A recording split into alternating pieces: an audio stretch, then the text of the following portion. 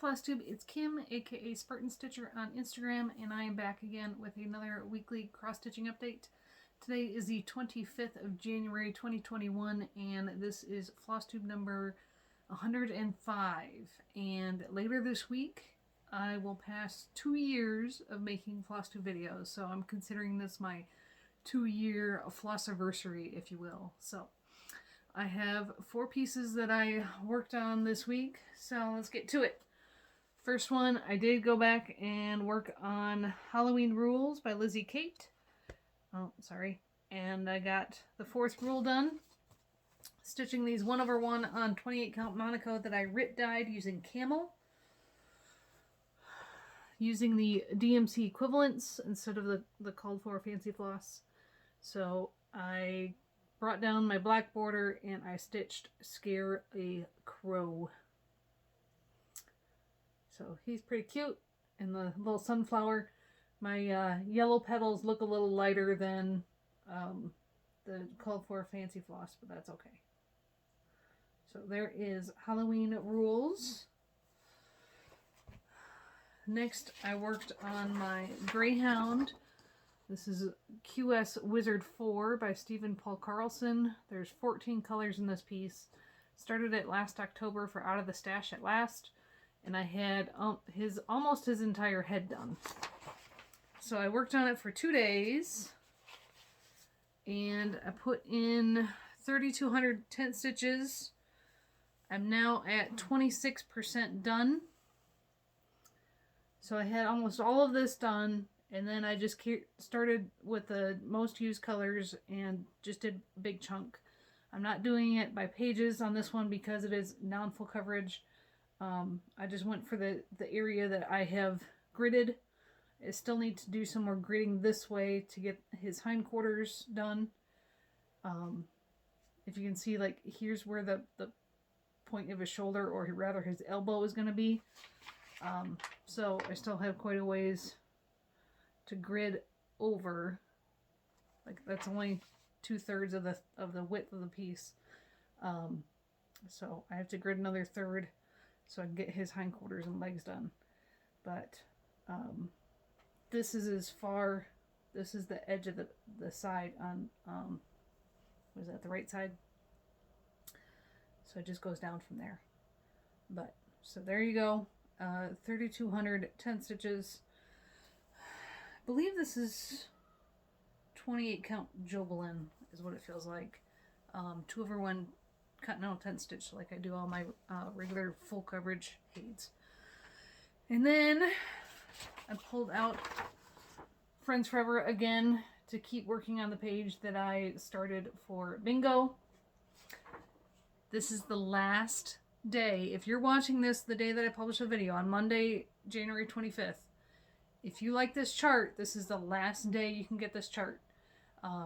Several of Ann Stokes' old charts are being retired to make room for the new ones. Not all of her old charts, just more of the not as popular ones. And Michelle has some of her newer pieces in the queue, excuse me, in the queue to be charted. So if you like this chart and you're watching this video on Monday, January 25th, this is your last day to get this chart. I had, let's see, this weekend, Saturday and Sunday, I worked on this. I put in 3,000 more tent stitches. I finally have all the black done on that page. Like, and again, this is a page with the skinny partial that's like 12 stitches wide. So that's all the black. And then all I have to do is finish up the wood grain. And then here is the arm of the throne. So I will continue with this week, I think a couple more days, and I'll be able to get the page finished here. Again, my 2021 goal is, was that 5 pages and 2 skinny partials? So here's 1 big page and 1 skinny partial. And then I'll go back up to the second row of pages and work the diagonal pages down. So hopefully next week I'll be able to show you that out of the Q-Snap. Have those pages done so you can see the entire thing. And then my daily piece, my full coverage finish piece for the year. And also my 21 and 21 for full coverage fanatics is Oh Baby, a Retired Haid by Gilgash Taylor. I have put in 4,000 more 10 stitches since my last video for a total of 11,800 for the year. I'm going to be quiet for a minute and see if you can hear Hopper. I have the dishwasher running right now, so he's starting to go all through all his repertoire sounds, and I've got the door open. So if you do hear some whistles and things, that's Hopper. But yeah, so 4,010 stitches. I have a whole lot less white space on there now. It's all filling in. I have 7 colors complete on the Haid right now out of the 83 in the chart, and a whole lot more are getting down to single digits. So after I'm gonna finish these 2 pages, and there's a skinny partial on this one too, this upcoming week, and then I'll move the Q-snap and grid down here and start back over on this side and get some of this green done, because there's more green in that bottom row of pages, a little bit of the green background, and then the fence bar going across. So I'll get to stitch in more than just browns and tans. So next week you'll probably be able to see this in its entirety. I'll take it partially off the Q-snap and show you what it looks like. Again, goal for this one is a finish, which means 5 full pages and 5 very small partials. So this is one of them. So this week I'll get 2 page finishes here and the skinny partial. So plans for the week: Friends Forever, get that page done. Oh Baby, get those 2 pages done. I'll probably pull out Half Lead Prince and get that partial page done as well, because I know that'll be quick. And then I had a request from Julie at Stitching at the Cabin. She wants to see Trick or Treat, so I will probably put some work in on that as well, depending on how long Friends Forever and Half Lead Prince takes me. We've got 1 week left in January. I have worked on non-full coverage 7 days out of 25 so far. I don't know if I'm going to touch my non-full coverage the rest of the month. Just because either I've already worked on the ones that I wanted to work on in January, and then all the other ones I recently touched in November and December, so I don't feel like picking them up yet. So I haven't touched my full coverage in longer than that, so I'd rather work on my full coverage right now than my non. So let's see. I got my first COVID vaccination on Wednesday. There are so many active duty members here at the base who have opted not to get the vaccine that they are already offering it to dependents here on the base. In increments, because of course you need 2 shots 3 weeks apart, so they can't give all the vaccines out, because they know that they need to do it in a schedule where come 3 weeks from the when the medical folks got their first shot, they'll still be able to get their second shot as we start to vaccinate all the dependents who want it. And my mom in Michigan is scheduled for her first shot this week, so that makes me happy. She's high risk. My dad is also high risk. He isn't scheduled yet, but hopefully soon he'll be contacted. But I think it's a good idea for them not to get the shot at the same time, just in case my mom does feel poorly or my dad does feel poorly for a couple days. The only thing I had was a sore arm. It was almost immediate. They make you sit for 15 minutes to make sure you're not having an allergic reaction. So you start the timer on your phone as soon as they give you the shot, and then you go sit down where they have medical folks in the vicinity to watch in case you start having a reaction. After 15 minutes, you can go about your business. But in that 15 minutes, I could already start to feel my arm getting sore. And it only lasted between 24 to 36 hours. It didn't stop me from doing anything. It was just an annoyance. It's like getting a flu shot, how your arm gets sore. So I didn't have any other symptoms. I didn't take any medicine because I wanted to see how my body would react if I get any pains, any muscle soreness over my body or fever or anything. Nothing happened. And I got the Pfizer vaccine. So we will see what happens. My husband has now a week and a half until he gets his second shot. So that's it on the COVID shot front. North Dakota is doing really well as far as bringing down the positives. We only had 58 positive cases in the last 24 hours over the entire state. So, and there's only like 9 in our county. So, that's it for stitching content and life content. I have one Air Force announcement, and then I'll go into my Air Force information story. So if you're not interested in that, we'll see you later. Thank you for joining me, and happy stitching. The announcement is the Super Bowl on the 7th of February, which I believe now is going to be the Chiefs and the Buccaneers.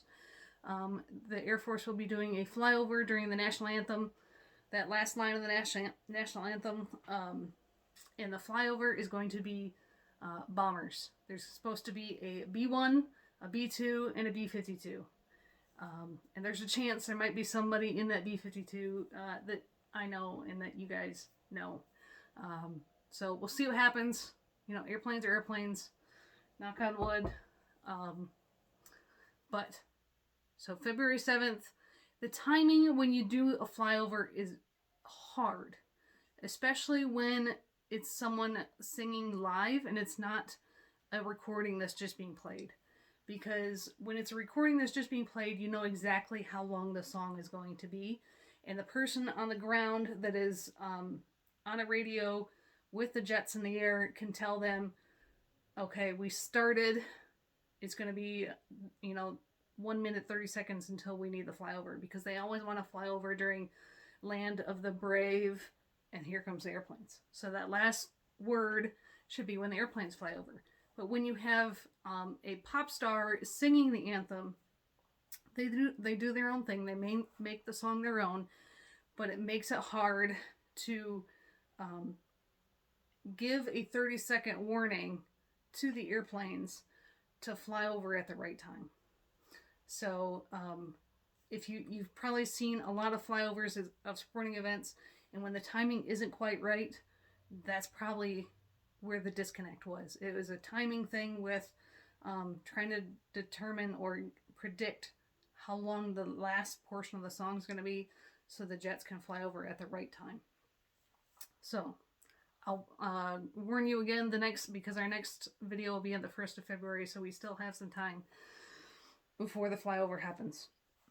Okay. Air Force story for the day is about military coins. Some of you may have heard about these. I'll grab one here. So military coins, there's several different stories as to how they started and why they came about.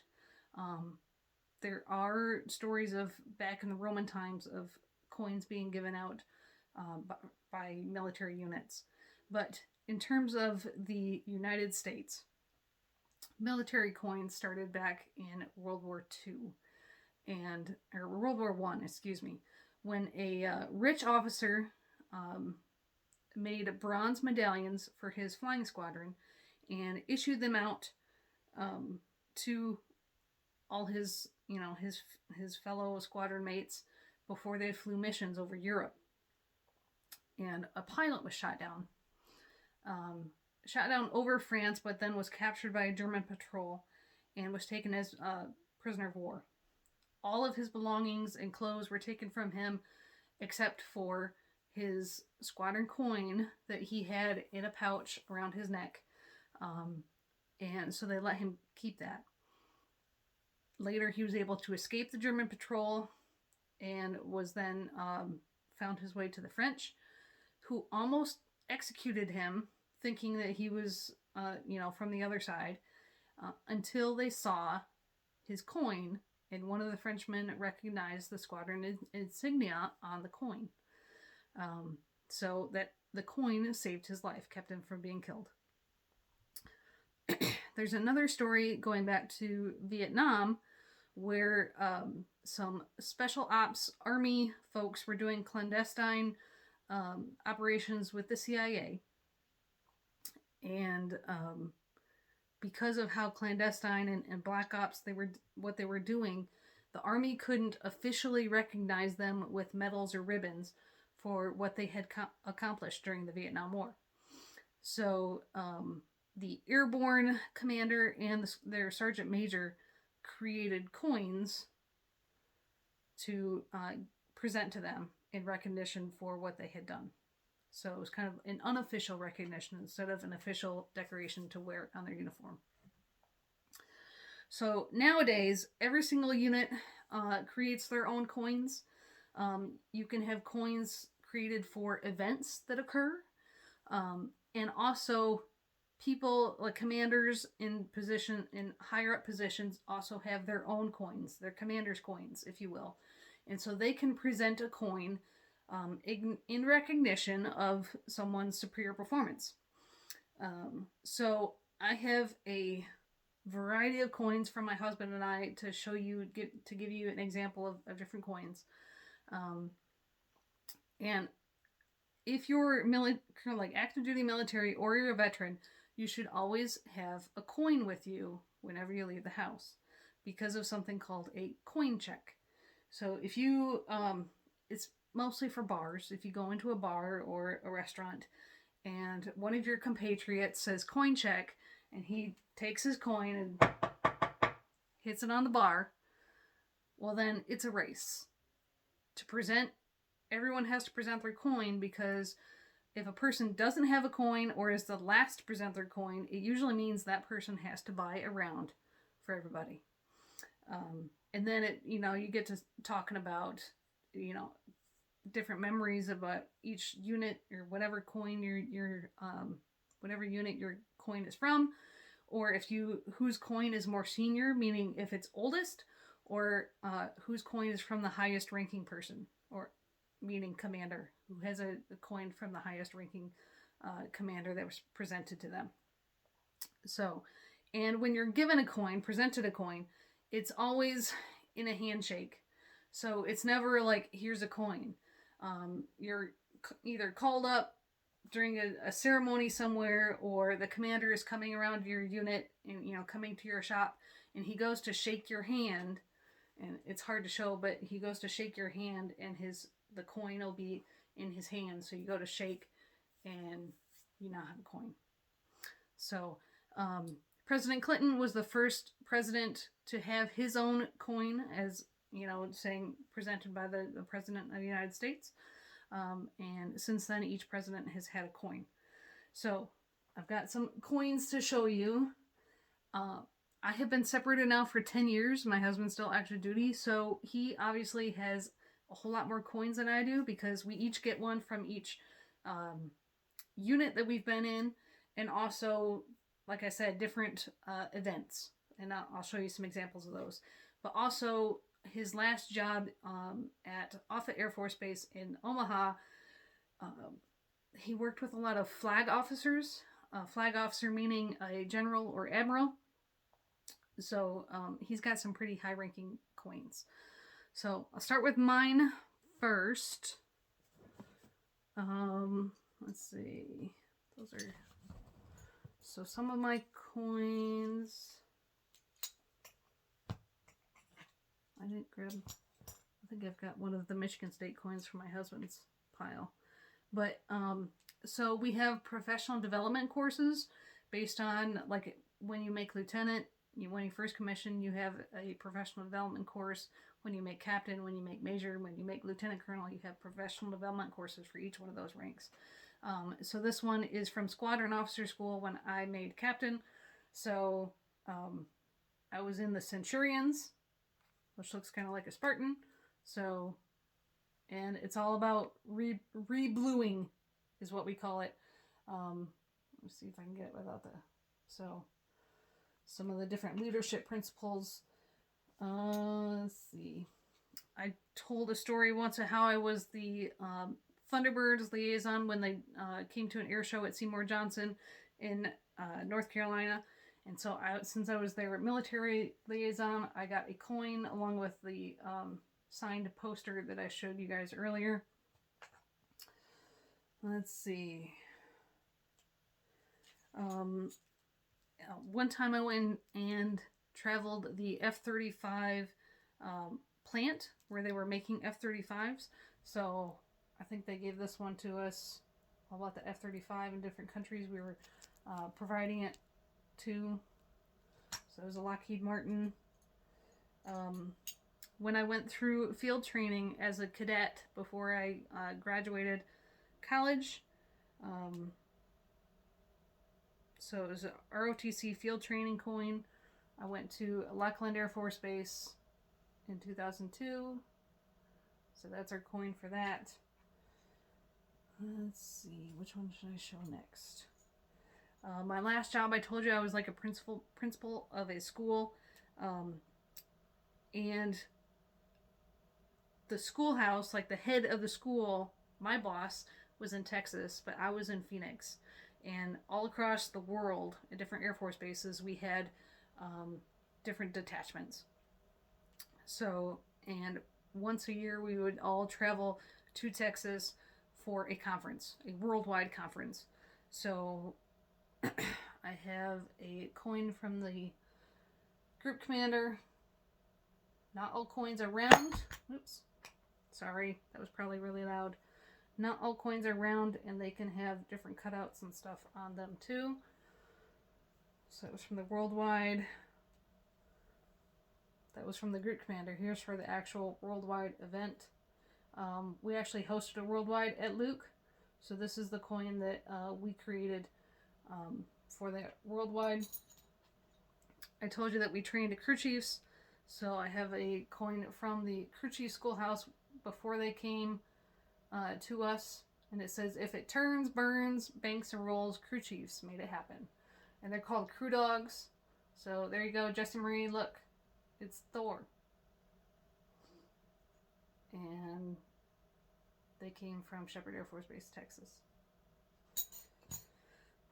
One of the colonels I worked for when I deployed, he was my boss.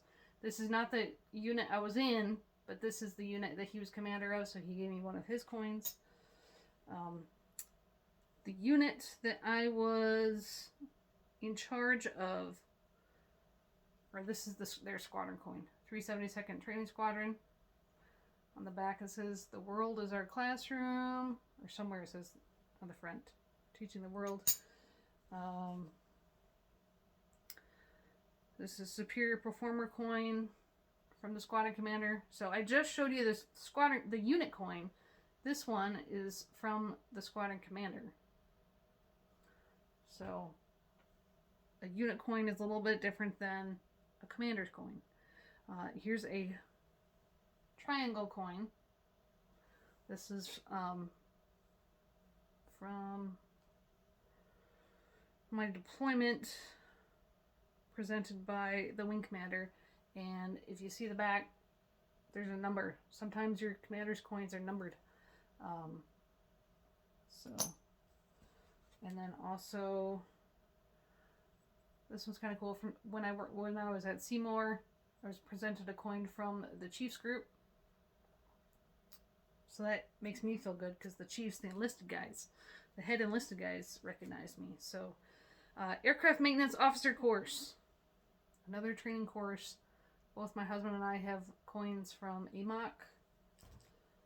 My husband went to field training in 2003. So I showed you the Lackland 1 coin from 2003. Here's the Lackland 1 coin from 2002 and 2003. When my husband retrained as a, first he went to combat systems, you can't really see that one well, combat systems officer, and then electrical warfare officer course. I'm going to go through these quickly to show get to the, this is, he has a coin from going to survival as an aircrew member. Let's see.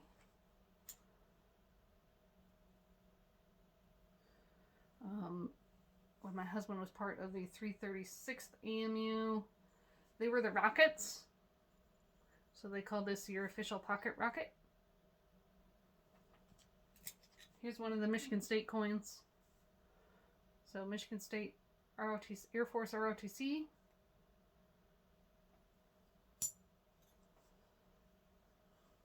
A lot of the air crew coins sometimes have something to help you open bottles. So here's one of his squadron coins from Barksdale. That was the deployment coin. And here's the squadron coin from home station for the same squadron. Let's see. Let's do some of the cool ones. The weird shaped ones. Commander's Excellence Award. So it has a number there. And this turns. Another triangle coin. Same base. Sorry. Same base. But my coin says... doesn't have a year on it. But obviously I went in 2006 and my husband was just there in 2019, 2018. So, triangle coins. Here's a shield coin. It wants to focus on my face. So that was from Seymour. Here's another one with a bottle opener cutout. And then it's just the shark head on the back. This is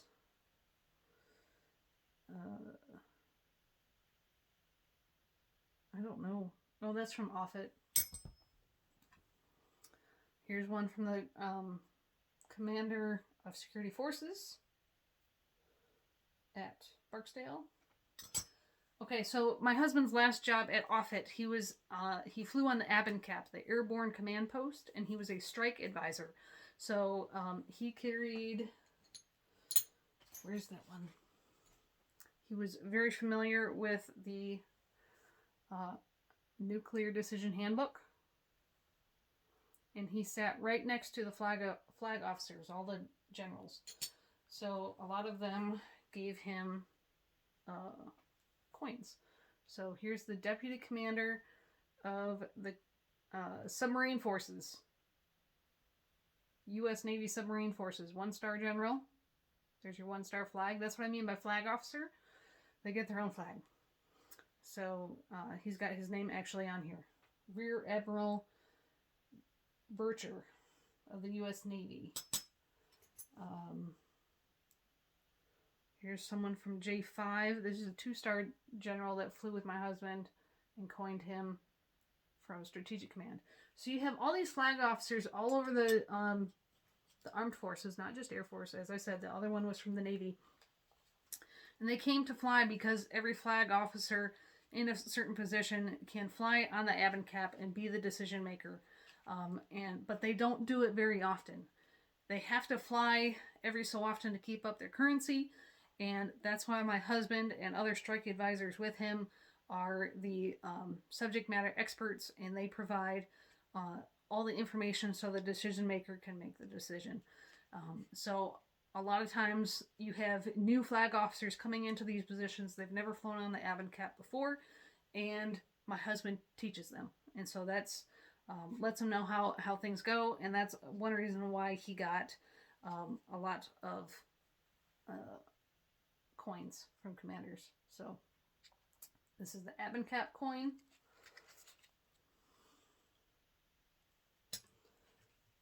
Here's his strike advisor coin.